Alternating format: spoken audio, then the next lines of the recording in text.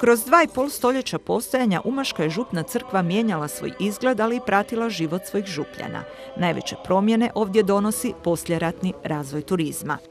Umag se nakon toga jako povećao, on je postao najznačajnije mjesto u ovom dijelu Istre, sjeverozapadnom. Dakle, preuzeo na neki način primat od Buja, od Novigrada, jer se jako razvio kao turističko mjesto. U tom smislu i zadaci crkve, ove župe crkve ovdje u Umagu su veći, tu je veći promet, više ljudi, veća koncentracija i veći zadaci da se ljudima prenose vrednote vjere i evanđelja. Umaška je crkva uvijek bila pred novim izazovima i zadacima, poput odgoja vjernika i prenošenja evanđelja. Župi je i danas to jedna od glavnih zadaća.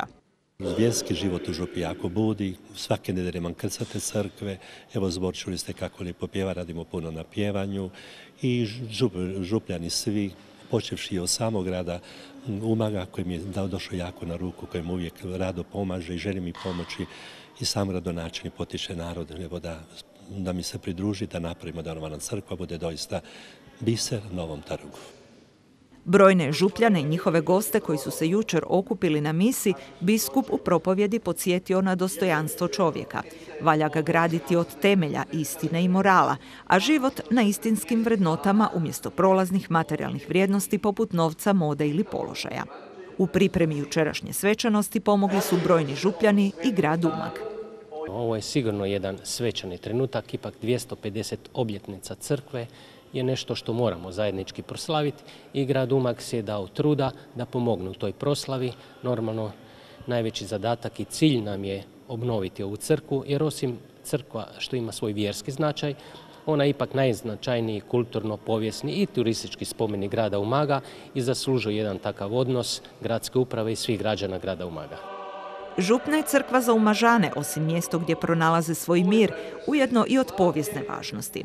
Na Umaškom je trgu najznačajniji monument, a njezina prošlost seže u 14. stoljeće kada je na mjestu današnje crkve bila stara župna crkva, također posvećena uznesenju Blažene djevice Marije i Svetom Pelegrinu, đakonu i mučeniku. Tragovi postojanja stare crkve pronađeni su prilikom arheoloških istraživanja trga 2005. godine. Današnja Umaška župna crkva izgrađena je 1757.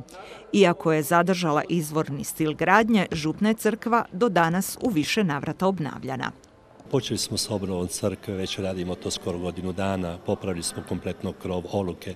Druga je faza rada, znači vanjsko uređenje crkve u pripremi, odnosno možemo startati čim dobijemo malo novaca jer su nam konzervatori odobrili, to je jedan veliki zahvat, znači kompletna bi crkva izvana bila sređena i onda bi treća faza bila uređenje crkve iznutra.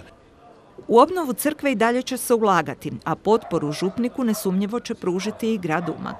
Ono što je bitno, mislim da svi mi trebamo u gradu Umagu i svi vjernici voditi računa o svojoj crkvi kao jednom prije svega spomeniku kulture, normalno i vjere i da je trebamo održavati na način da to bude jedan kontinuirani proces.